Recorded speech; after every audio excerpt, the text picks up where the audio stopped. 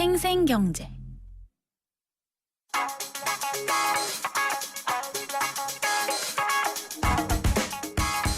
안녕하세요. 멜로디 경제 대중음악평론가 이대화입니다.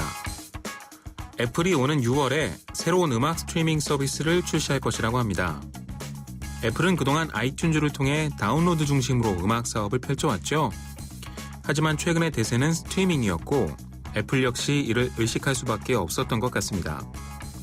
보도에 따르면 새롭게 선보일 스트리밍 서비스는 정액제라고 하는데요.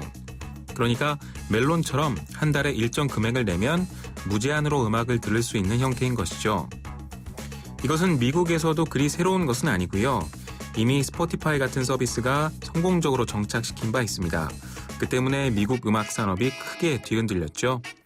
아이튠즈는 스포티파이의 모델을 그대로 뒤따르고 있습니다. 다만 변화가 있는데요. 가격이 스포티파이보다 조금 더 싼 7.99달러, 우리 돈으로 8,800원이 될 거라고 합니다. 스포티파이는 현재 9.99달러, 우리 돈으로 11,000원을 한 달 요금으로 측정하고 있는데요. 아이튠즈는 아마도 자신들이 후발주자임을 인식하고 가격으로 경쟁력을 높이겠다는 심산인 것 같습니다. 전 세계가 정액제 스트리밍으로 달려가는 상황, 뮤지션들 입장에선 불안할 수밖에 없는데요. 새로운 유통 형태를 개발하는 것도 좋지만 그걸로 인해 벌어질 음악계 구성원들의 삶의 변화도 잊지 않았으면 좋겠습니다. 음악은 제 개인적인 팝 추천곡 하나 준비해봤습니다. 요즘 같은 날 듣기 좋은 R&B 곡인데요. 맥스웰의 Something Something입니다.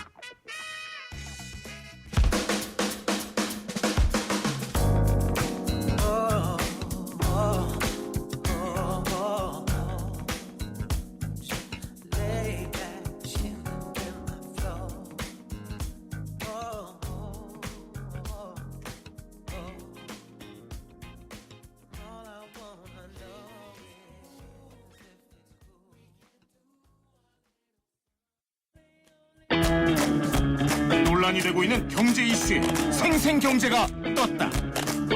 생생경제 오늘의 두 번째 인터뷰는요. 점점 드러나는 포스코 비자금 의혹, 진실은입니다.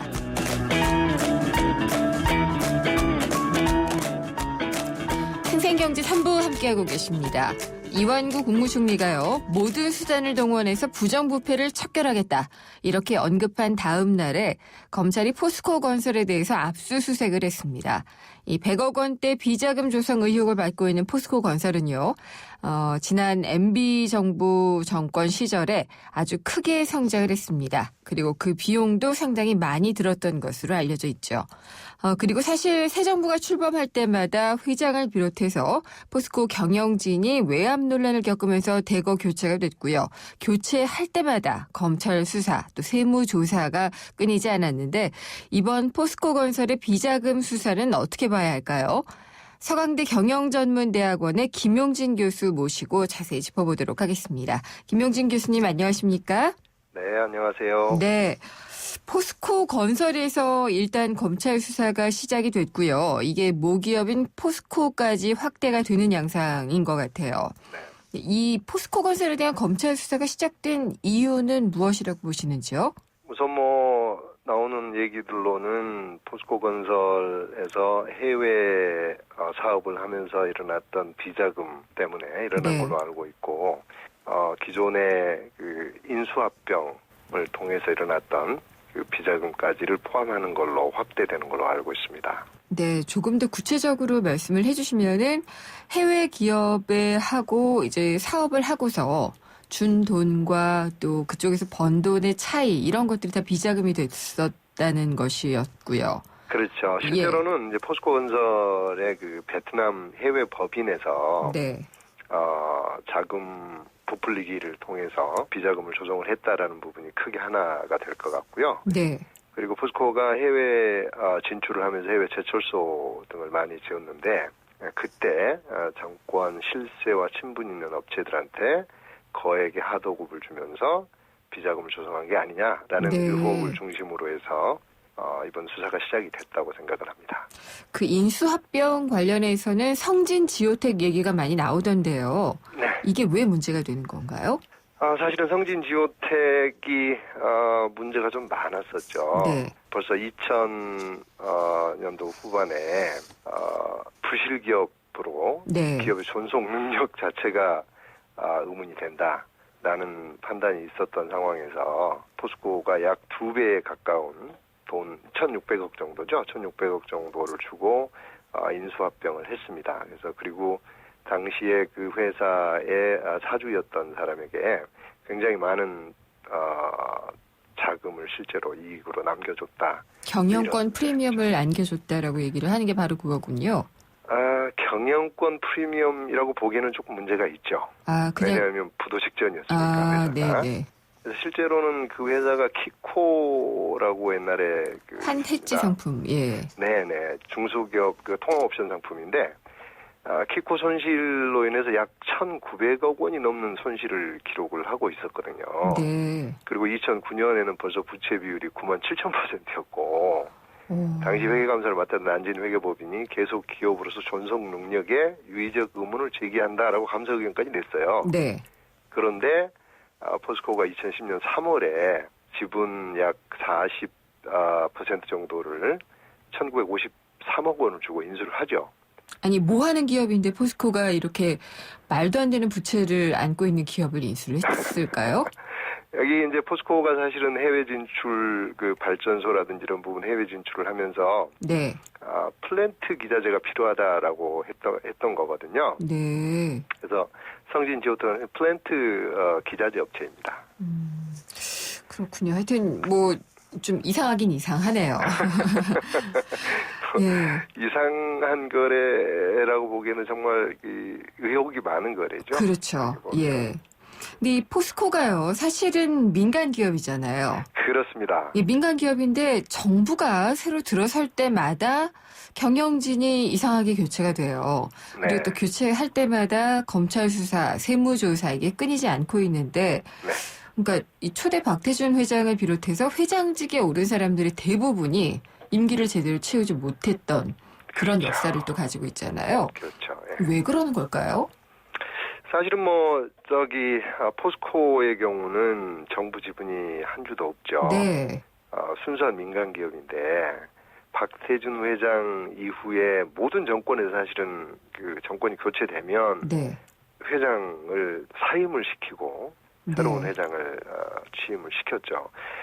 특히 이번에 됐던 이 정준영 회장 같은 경우는 실제로 선임된 배경이 이 당시 박영중 국무차장 그리고 천신일 세종나무 회장이 CEO 추천위원회가 열리기 전부터 이미 대통령께서 차기 회장을 정주장으로 찍었다 이렇게 얘기를 한 부분들이 많이 신문에 거론이 됐었거든요.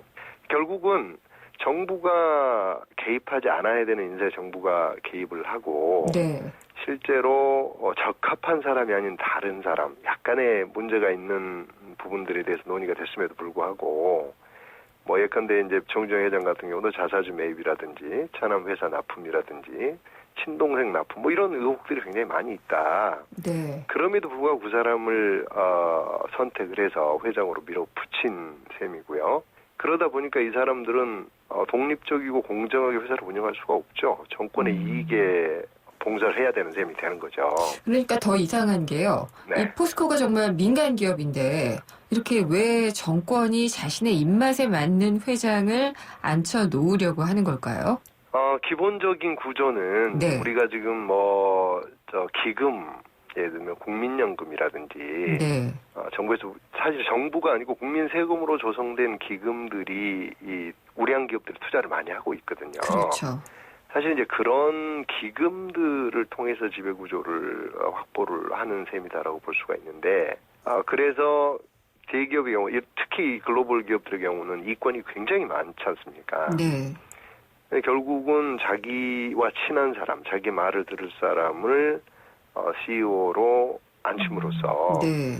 자기 자신들의 이익에 봉사를 하고자 하는 거죠. 특히나 지난 정부가 그런 목적으로 됐다고 볼 수가 있을 특히나 것 지난 정부 같은 경우에는 네. 해외 자원 개발이라든지 그렇죠. 에너지 플랜트 이런 그렇죠. 사업들을 추진을 많이 했으니까 네. 더욱 긴밀한 관계를 맺었을 수도 있겠다라고 협의를 둘 수가 있는 거군요.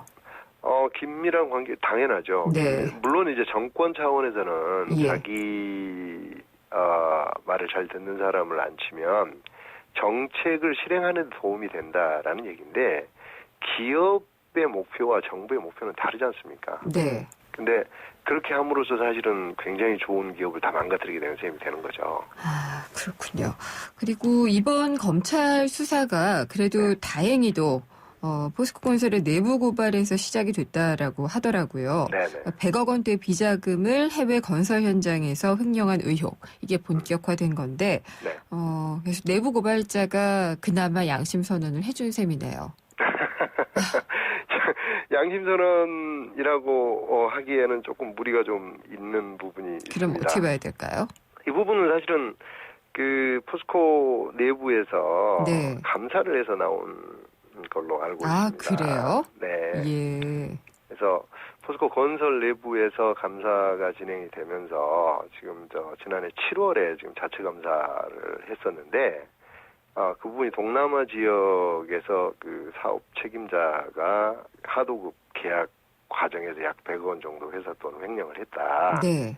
그리고 이제 그걸 베트남 발주처에 리베이트로 지급을 했다라고 돼 있는 겁니다. 그래서 그 부분이 사실 문제가 돼서 시작이 된 거라고 볼 수가 있죠. 그렇군요. 그러니까 포스코 건설 자체가 그 당시에 이제 베트남에서 그 하노이에서 내고 호치민 뭐 이런 곳에서 그 대규모 건설 공사를 많이 했었거든요. 네. 이 포스코에 대해서는 김용진 교수님이 누구보다 잘 알고 계시리라고 생각을 하는 것이요. 네. 최근에 그 MB의 비용이라는 책이 나왔잖아요. 네, 네. 예, 그렇습니다. 그 책 중에서 이 포스코 부분은 김용진 교수님이 다 집필을 하셨다고 들었어요. 네, 맞습니다. 네. 그러면은 특히나 더 잘 아실 것 같은데, 네. 이명박 정권 시절에요. 네. 정준양 전 회장이었죠. 네네. 이 포스코를 이끌었던 5년간 대체 이 포스코에서는 어떤 일이 벌어진 걸까요? 참 이런 말씀 드리면 정말 가슴이 아픈데요. 네. 포스코는 정말 국민 기업이고 글로벌 경쟁력을 가진 기업이고 굉장히 좋은 기업이거든요. 그렇죠.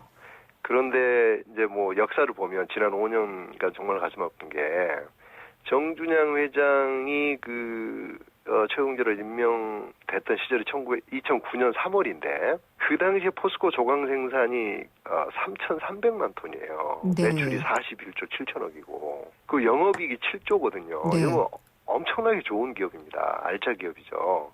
철강 분야 세계 1위 기업이었단 말이죠. 그런데 그때부터 13년 5년 동안에 영업이익이 17%였다가 2013년 가면 4.2%까지 떨어집니다. 네. 그리고 부채가 2008년에 약 9조였다가 2012년에 14조 원대를 넘어가거든요. 2013년에는 부채 비율이 80%까지 올라갑니다. 네. 그리고 신용 등급이 뭐 가장 좋았던 그 A였다가 쭉 빠져서 트리플 B, BBB 플러스로 떨어지거든요. 네. 이 S&P나 무디스 같은 경우에 보면 다른 이제 현대제철이라든지 일본 스미토모 제철이라든지 다 A를 받고 있는 뭐 현대제철은 A3 등급을 받았습니다만 근데 어쨌거나 이런 회사보다 오히려 안 좋은 구조로 갔어요. 거기다가 이제 그렇게 되는 이유가 뭐냐 도대체. 네. 그러면 뭐 너무나 잘 아시겠지만은 과거에 그 바이시티라든지 예. 또는 지금 말씀하신 성진지오텍 그리고 뭐 이동조라는 사람이 운영하던 JN테크 네. 그리고 대우인터내셔널 인수 이런 그 엄청나게 무리한 일들을 막 하면서 사업들이 거기다가 이제 지금 조금 전에 말씀하셨던 이제 베트남 쪽에 네. 있었던 이제 뭐 그 포스코 엠텍이 인수한 그 부실기업 포스코 플랜텍의 성진 지오텍 이게 그거 참 포스코 P&S도 있네요. 예. 그 1,300억 대 탈세 의혹으로 국세청으로부터 고발당했죠. 네. 이래서 이게 도대체 방향성도 잃고 경쟁력도 잃고 여기저기 사업에 발만 들이고 이 정부가 하고자 하는 정책에 그 봉사를 하다 보니까 사실 이런 현상이 벌어지게 된 거라고 저는 생각을 하거든요. 그러면은 거기에는 어떤 그 세력일까요? 인물의 압력 같은 것들이 작용을 했을까요? 이른바 뭐 영포라인 얘기가 파이시티 때는 많이 나왔었잖아요. 그렇죠.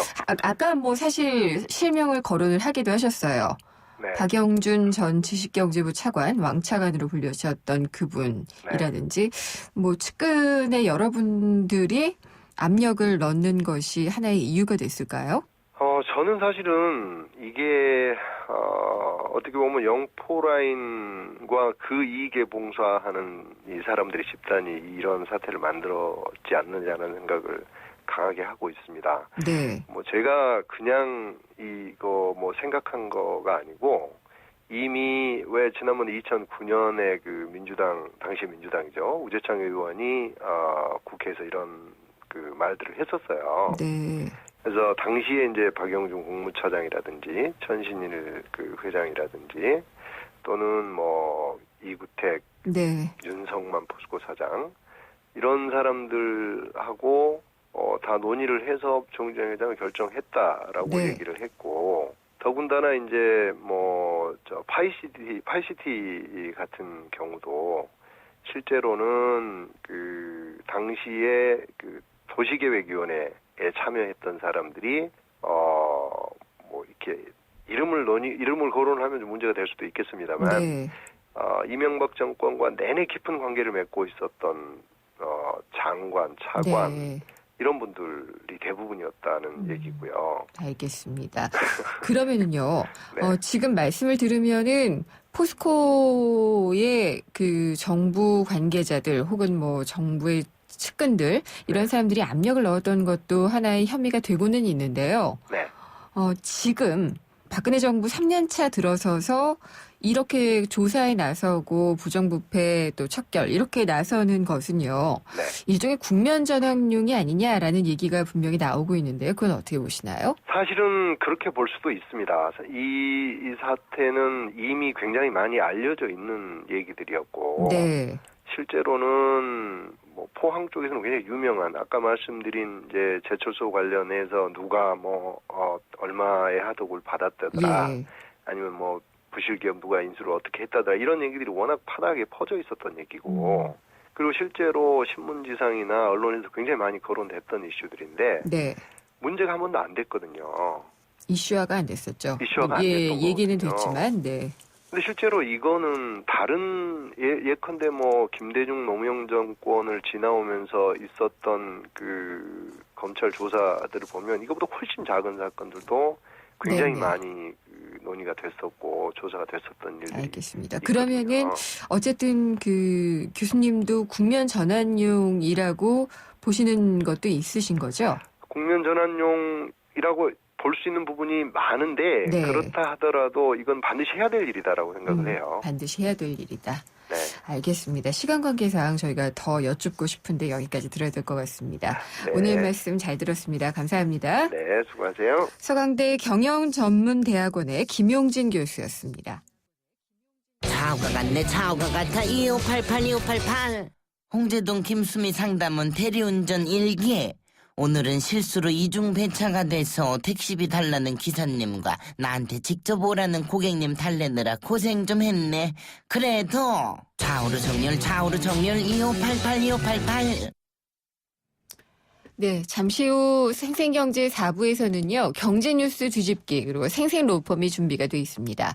경제뉴스 뒤집기에서는 사상 처음으로 1%대 기준금리 시대에 들어섰죠. 우리 경제, 또 과연 소비자들에게 이 저금리 시대가 어떤 영향을 미치게 될지 자세히 짚어보도록 하겠습니다. 또 생생로펌 시간에는 동종업종에 종사하지 않겠다라는 전직금지약정, 즉 경업금지약정이라는 것이 얼마나 효력을 갖는지 자세히 알아보도록 하겠습니다. 궁금한 점이나 의견이 있으시면은요. 문자는 짧은 문자는 50원, 긴 문자는 100원이 부과되는 휴대전화 우물정의 0945번 또는 YTN 라디오의 앱 예스나 웹사이트 김윤경의 생생경제 게시판에 남겨주시면 됩니다. 잠시 후 4부에서 뵙겠습니다. 경제를 위한 바른 시각, 본질에 다가가는 심층 분석, 가치를 추구하는 정확한 해석.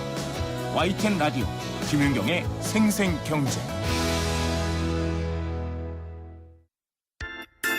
친절한 경제, 오늘의 경제 키워드.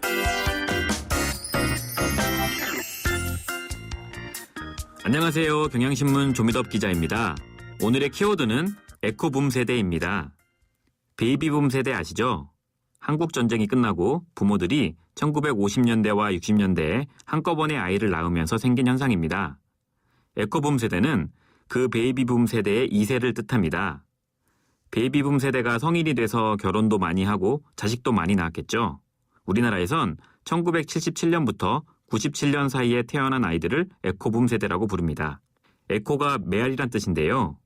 산에서 야호 외치면 메아리가 돌아오듯이 베이비붐 세대가 커서 다시 베이비붐을 몰고 왔다는 뜻입니다. 한국은 지금 베이비붐 세대가 직장에서 은퇴를 하고 에코붐 세대가 본격적으로 사회의 일꾼으로 자리 잡고 있는데요. 에코붐 세대 이후로 출산율이 급격히 떨어지면서 저출산 고령화 문제가 심화되고 있습니다.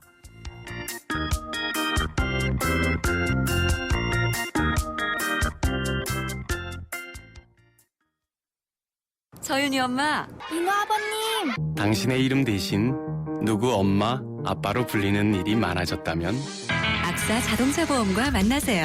당신과 자녀에게 꼭 필요한 보장을 다이렉트로 더 저렴하게, 모바일로 간편하게. 악사 다이렉트. 가입 시 유의사항을 꼭 확인하세요.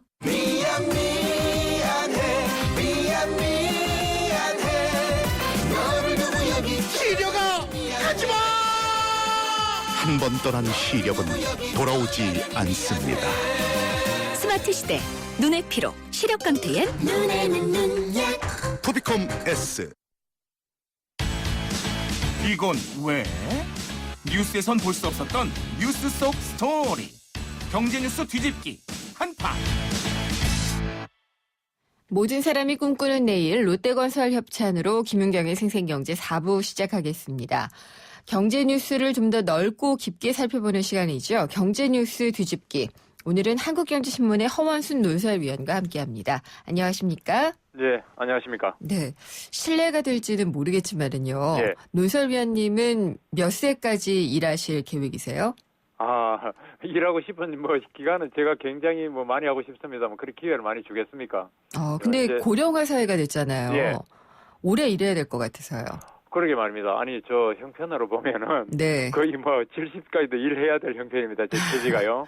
예. 근데 기회도 그렇고 애들 둘은 대학생이 둘이 있긴 한데 네. 이 녀석들한테 기대하기는 거의 기대 제로라고 주변에서 하도 협박을 하고 저도 그렇게 생각하고. 네. 근데 정년 60세법이 적용된다면 저는 그 법에 문제가 많다고 하면서도 어쨌든 적용한다면 저는 60세까지는 가긴 가겠죠. 물론 중간에 네. 임금은 이제 피크제를 좀 꺾이겠지만요. 참 이런 상황에서 그 돈을 갖고 있다고 하더라도요. 예. 금리가 워낙 떨어져서 지금 기준금리가 1%대가 됐잖아요. 예. 성장도 낮고 예. 또 고령화는 계속 진행되고 있고 이런 사회는 우리가 일찍이 경험해보지 못한 사회인 것 같아요. 그렇습니다. 우리가 정말로 말씀 그대로 경험해보지 못한 사회, 즉 가보지 않은 사회를 좀 들어선 겁니다. 네. 오늘 아침 신문을 여러분들이 아마 꼼꼼하게 보셨다면 신문 사실 여러 군데에서 나온 기사가 있습니다. 네. 뭐냐면은 주택을 담보로 한 주택 대출 금리가 2%대에 들어갔다는 기사들이 각 신문에 네. 거의 다 실렸습니다.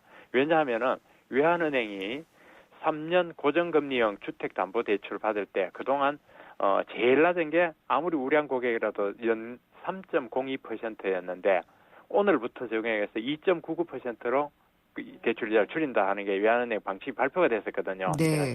지난 주말에. 그래서 그 내용을 각 신문이 두루 썼는데 어떤 신문에는 일면톱으로 썼습니다. 이걸 네. 또 거기서 했는데 그만큼 이제 저금리 시대에 들어갔는데 우리가 이거야말로 이제 참 미정유의 세상으로 들어갔는데 금리는 떨어졌죠. 성장은 낮아졌죠. 네. 성장이 낮아지니까 저채용, 지금 채용은 안 되죠. 게다가 고령화, 이거 몇 살까지 살지도 알 수도 없습니다. 그죠? 근데 이게 겹쳐진 그런 사회인데 금리가 점점 떨어져요. 금리는 물론 양면성이 있지만 이제 진짜 저금리 시대에 들어섰다. 네.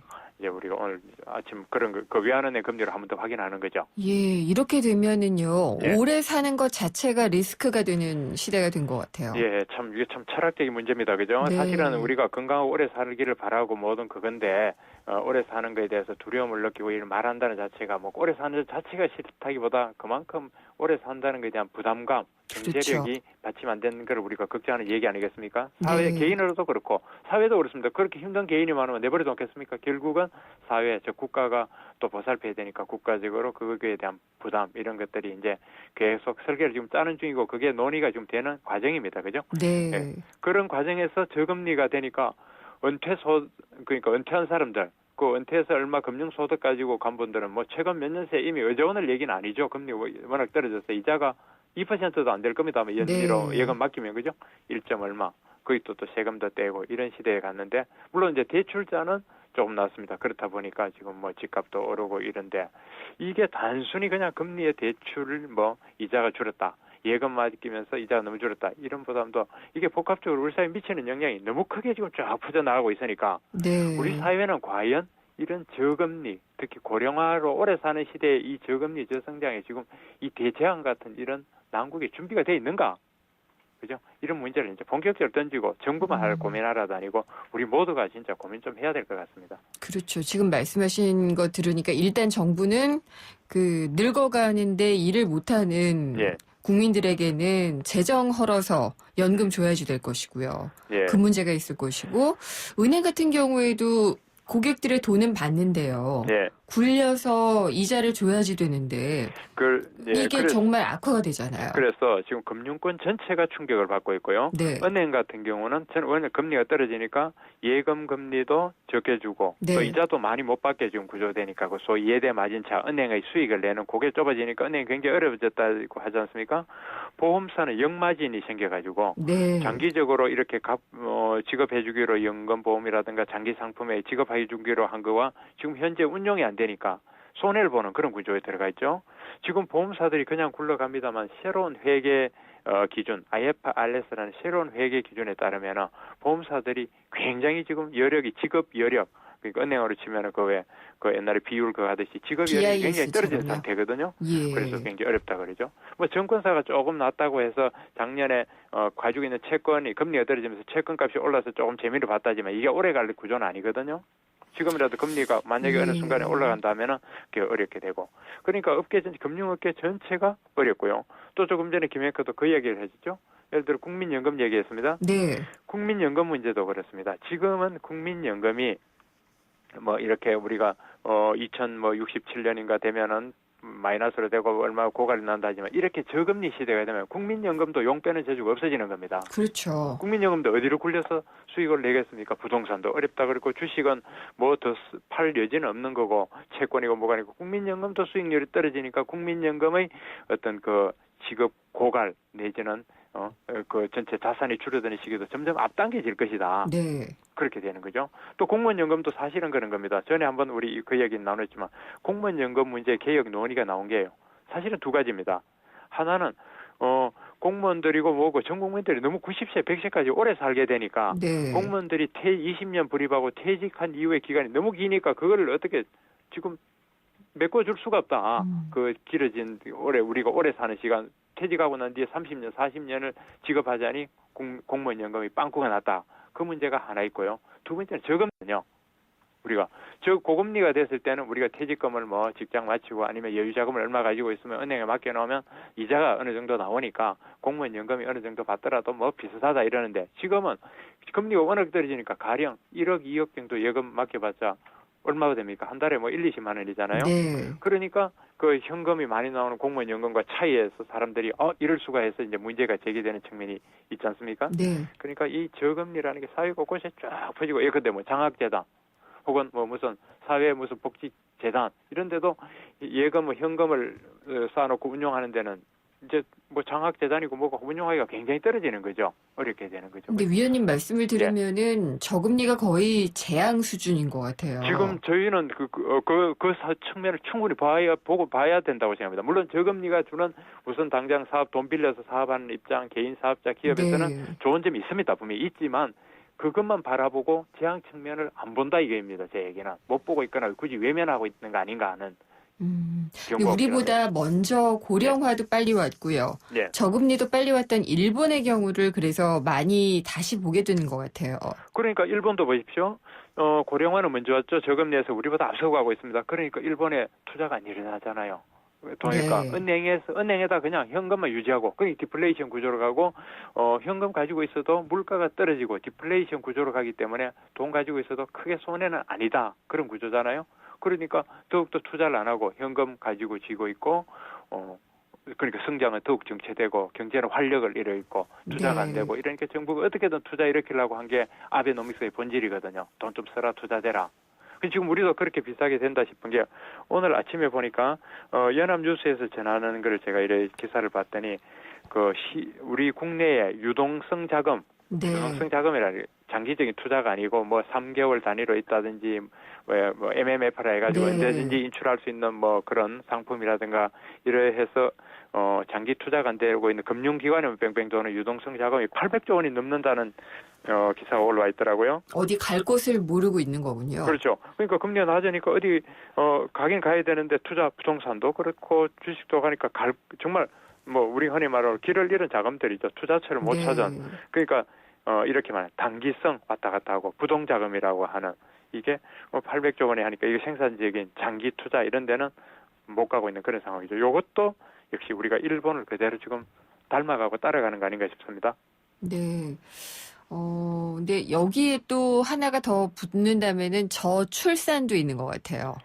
예, 저출산은 어떻게 보면은 여기 이걸로 봐서 가중되는 문제죠. 그래서 우리 사회의 구조적인 문제로 본다면 저금리, 저자 붙는 거예요. 저출산도 구조적인 문제에 분명히 들어가는 겁니다. 이제 경제 활력을 떨어뜨릴 수 있는 부분이기는 하죠. 예, 그렇습니다. 젊은 세대들이 저출산 결혼 안 하고 하는 거, 그거는 취업 못 하는 거하고 여기서 고리로 이으면 딱딱딱딱 이어지는 고리로 이어지죠, 그죠? 네. 사실 저출산에서 고리 2개만, 3개만 넘어가면 바로 저금리로 이어지는 그런 구조가 되겠죠. 그럼 고리를 하나씩 좀 끊어 나가려면 어떻게 해야지 될까요? 글쎄요.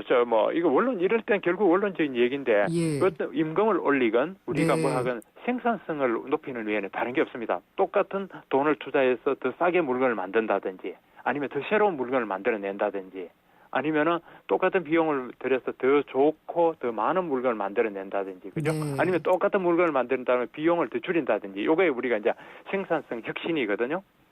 생산성 혁신이 돼줘야 지금은 경제 성장이 되고 그 경제 성장이 돼줘야 뭐 일자리도 더 늘어나고 거기서 세금도 더 나오고 일자리 늘어나야 젊은 사람 결혼도 하고 결혼도 해 애기들 낳으면서 저출산도 풀리고 하는 그 원천은 저는 생산성 혁신 우리가 어떻게 하면은 생산 혁신하고 그 투자가 되게끔 포커싱을 하느냐 그게 원론적이지만 거기에 답이 있다고 봅니다. 앞으로 어떻게 해야지 되는지에 대한 고찰이 상당히 좀 많이 필요할 것 같은 아주 중요한 시점인 것 같습니다. 예, 고민 많이 해야 됩니다. 예, 오늘 말씀 잘 들었습니다. 감사합니다. 예. 한국경제신문의 허원순 논설위원이었습니다. 생생경제를 다양하게 만나는 방법. YTN 라디오 앱 예스와 YTN 라디오 웹사이트, 팟캐스트를 통해서 실시간 청취와 다시 듣기가 가능합니다. 언제 어디서나 손쉽게 만날 수 있는 생생경제. 참 좋다.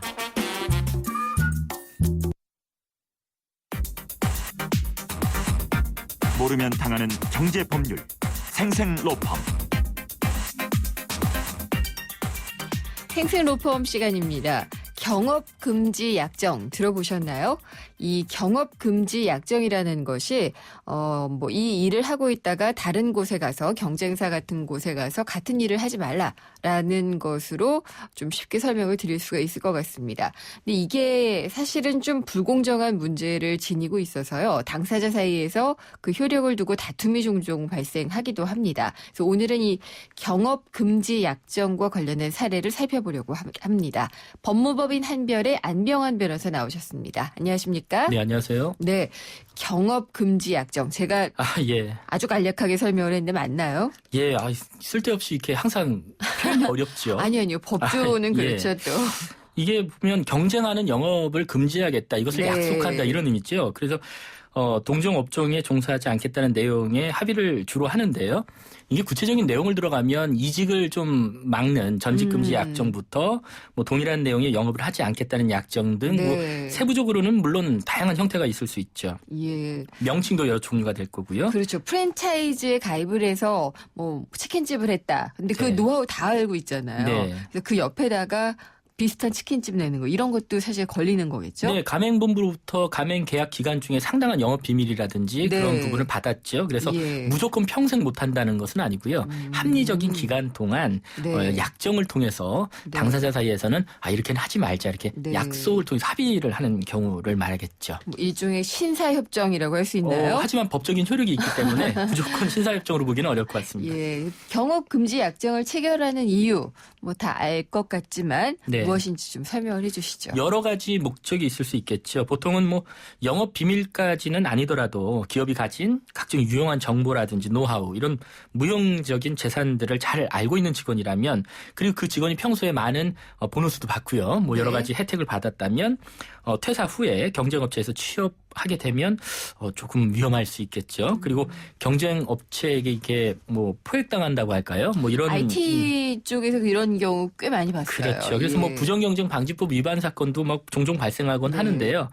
뭐 예를 들면 가맹 사업의 경우에도 가맹본부가 보유하고 있는 음식의 어떤 조리 비법 그리고 영업상의 중요 정보, 네. 노하우 같은 그 내용이 계약 기간이 종료된 즉시에 그 비법을 가지고 또 경쟁 사업자로 돌변하는 부분은 좀 비합리적일 수 있다. 네. 그래서 이 약정을 통해서 이런 부분을 미리 체결하는 그런 경우를 말하겠죠. 이 법적으로 보면은 이 경업 금지 의무 어떤 경우에 발생할 수가 있나요? 근데 대표적으로 당사자가 합의를 할 수가 있습니다. 물론 합의의 효력 문제는 이제 나중 문제고요. 네. 그리고 두 번째는 또 법률의 규정에 따라서 발생하기도 합니다. 이제 법률의 규정에 따라서 경업 금지 의무가 이게 부과되는 대표적인 경우는 상법에 보면 영업 양도라는 부분이 있거든요. 네. 이건 뭐냐면 이제 가게를 넘기는. 그렇죠. 네. 구체적인 예를 들어드리면 어떤 유명한 식당이 하나가 있는데요. 그 영업시설 일체를 다른 사람에게 이제 두둑한 돈을 받고 네. 넘긴 겁니다. 이런 경우를 이제 영업양도라고 표현할 수 있겠고요. 그런데 막대한 권리금도 받고 시설 대금도 받고 영업양도를 했음에도 불구하고 이걸 넘긴 분이 바로 옆에다가 네. 똑같은 가게를 차려버리면 결국에는 양수인이 큰 피해를 보게 되겠죠. 그렇죠. 그래서 이런 경우에는 법률에서 예. 합리적인 범위 내에서 경업금지를 규정하고 있기도 하죠. 근데 이제 법원에서는 이 경업 금지 약정에 대해서 아주 엄격한 기준에 따라서 효력을 제한적으로 인정하는 경향이 있다. 이런 얘기도 들려요. 그렇죠. 주로 경업금지 약정을 체결하는 당사자를 보면 네. 요즘 표현으로 가불관계라고 표현을 해야 될까요? 네. 그런 힘의 불균형 상태가 종종 있죠. 특히 회사에 취업하는 사람 입장에서 보면 입사 시에 요구하는 어떤 경업금지 약정이나 전직을 금지하는 그 서면에 사인을 하세요라고 하면 이것을 입사는 해야 되니까. 그럼요. 거부한다는 예. 건 사실상 어려운 부분이고요. 그렇죠. 또 하나의 문제는 경업금지 약정이라는 것이 결국에는 외형상으로는 뭐 당사자가 합의했다 이렇게 볼 수는 있을지라도 헌법에 보면 개인의 여러 가지 자유를 보장하고 있는데요. 영업의 자유라든지 직업 선택의 자유라든지 이런 부분을 조금 억압하는 그런 측면도 분명히 있기 때문에 네. 법원이 이제 상당한 범위를 넘는 그런 내용의 경업금지 약정이라든지 이런 부분은 조금 엄격하게 봐서 효력을 인정하지 않는 그런 경향도 종종 있다 이렇게 설명드릴 수 있고요. 특히나 실질적으로 보면 아무런 이유도 없는 겁니다. 그럼에도 불구하고 지나치게 장기간 동안 상대방의 어떤 취업의 자유라든지 네. 영업을 자유롭게 할 수 있는 그런 부분을 지나치게 제약한다면 이것은 사회 질서에 반한다는 취지로 무효가 될 수도 있죠. 그렇군요. 근데 이 경업 금지 약정이 유효하다. 이렇게 할 경우에 위반하면은 어떻게 대응을 할 수가 있을까요? 네, 일단 제가 뭐 무효가 될 수 있다라는 정도지 경업금지 네. 약정이 모두 무효라는 의미는 그렇죠. 절대 아니었고요. 제한적으로는 그럼요. 유효하니까. 경업금지 약정이 일단 당사자 사이에서 유효하게 합의가 이루어졌고 효력이 있다라고 판단된다면 크게 이제 이것을 위반하면 위반 행위를 하지 말라 이렇게 금지 청구를 할 수가 있겠고요. 네. 또 재발 방지를 위한 적당한 장래의 처분도 요구할 수가 있습니다. 그리고 경업금지 약정을 위반함으로 해서 발생한 여러 가지 손해가 있을 수 있죠. 이건 손해배상을 하셔야 됩니다. 네. 그리고 경우에 따라서는 이제 다른 형사 문제로 형사상 처벌 문제로 또 비화가 될 수도 있겠죠. 네. 그래서 이제 이것을 침해받은 분의 경우에는 뭐 급하다 이런 취지를 법원에 소명해서 이제 뭐 가처분 신청이라든지요. 단행적 가처분이라고 좀 어렵게 표현하는데요. 네. 이런 신청을 생각해 볼 수 있겠고요. 이미 발생한 부분은 잘 입증 자료를 구비하신 다음에 법원에 상대방이 이렇게 나에게 피해를 입혔다. 네. 배상할 책임이 있습니다. 금전을 지급하도록 명령해 주십시오. 이런 취지의 손해배상 청구, 소송도 제기할 수 있는 겁니다. 우리가 지금 이러면은 경업금지 약정에 대한 총론, 이론을 좀 들어봤거든요. 실제 사례를 통해서 한번 들여다보면 어떨까 싶네요. 네, 한 사례는 그 희망퇴직을 받았고요. 네. 그리고 퇴직 과정에서 일정한 퇴직 위로금을 수령했습니다. 그러면서 퇴직 위로금을 줄 테니 2년 동안은 동종업계에 가서 취직을 하지 마라. 조금 예. 두둑히 주면서 이런 부분을 이야기하겠죠. 근데 만일 이후에 그 약정을 어기고 경쟁업체에 입사한 경우라면 어떻게 되겠는가. 경업금지 약정을 위반한 것으로 볼 수 있지 않겠느냐. 그리고 이 경우 약정을 위반한 직원에게는 회사 측이 지급한 그 퇴직 위로금 중에 일부를 반환해야 된다. 이런 내용의 네. 법원 판결이 있었죠. 사실관계를 좀 말씀드리면요. 국내 한 맥주 회사에 입사해서 차장급으로 일하고 있던 분이 이제 희망퇴직을 형식을 통해서 직장을 그만두게 됩니다. 네. 그런데 당시 그 B 씨는 희망퇴직 2년 이내에 타사 맥주 회사 경쟁사에는 취업하지 않겠다라는 취지의 약정을 하면서 퇴직금의 명목으로 1억 4천만 원 가량을 받게 되죠. 네. 그런데 퇴사 후에 1년 6개월 만에 이제 경쟁사에 입사를 하게 되고요. 결국에는 일이 벌어지죠. 분쟁이 발생했고 회사 입장에서는 우리가 그렇게 충분하게 퇴직금도 주지 않았느냐. 네. 경업금지 약정을 위반한 경우이기 때문에 퇴직금 돌려달라. 이런 취지의 소송을 낸 사안이었습니다. 뭐 사정이 있으셨겠지만은 한 6개월만 기다리시지. 2년 정도는 네. 취업하지 말라고 했으니까요. 그럼 법원의 판단은 어땠나요? 네, 법원은 여러 가지 취지에 비추어서 이 사건 경업금지 약정을 유효한 것으로 봤습니다. 네. 그리고 재판부는 판단하기를 그 퇴직 위로금 1억 4천만 원을 반환해야 된다. 이런 취지로 이제 그 판단을 했죠. 그 약정금 청구 소송이었는데요. 이 네. 소송에서 경업금지 약정이 효력이 있느냐 없느냐 막 다퉜지만 법원은 결국 이것이 유효하다라는 것을 전제로 원고에게 돈을 반환해라. 이런 취지의 판결을 선고했죠. 1억 4천만 원 다 내는 건가요? 네, 보통 그 판결이라는 것이요. 예. 별다르게 조정이 되지 않으면 네. 극단과 극단을 승소 아니면 패소겠죠. 네. 그렇군요. 재판부가 그러면 판결 이유로 설명한 내용은 어떤 것이었나요? 네, 어떤 지급받은 급여, 그다음에 그동안의 급여, 그다음에 상여금, 그다음에 그 희망퇴직 당시에 지급받았던 많은 퇴직금을 고려한다면 이 사건의 경우에는 2년간만 딱 그 경업금지 약정을 체결한 부분, 그 부분이 제한기간이라든지 범위가 그렇게 과도하지 않다. 네. 그리고 약정에는 무조건 업체 간의 무차별적인 영입으로 인해서 이제 네. 거래 질서가 막 저하될 수 있거든요. 건전한 부분이요. 그래서 공익적 목적도 있다고 봐야 된다. 이렇게 알겠습니다. 판단했던 거죠. 예, 말씀 잘 들었습니다. 경업금지 약정에 대해서 알아봤습니다. 법무법인 한별의 안병환 변호사였습니다. 감사합니다. 네, 감사합니다. 비에 젖은 출근길도 산뜻해진 스타일로 이젠 바람 부는 여행길도 언제라도 편안하게 이젠 네파가 시작하는 아웃도어의 합리적인 진화. 난 귀찮은 거 싫어해요. TV 볼 때 제목만 말해도 바로 보여주고 내가 좋아할 만한 거 알아서 좀 챙겨줘요. 올레 TV는 할 수 있죠? 당연하죠. 말만 하면 찾아주고 보고 싶은 영화 알아서 추천해주는 올레 TV. 좋은 선택을 하라. 올레. 2시간 동안 잘 들으셨나요? 김은경의 생생경제 오늘 준비한 순서는 여기까지입니다.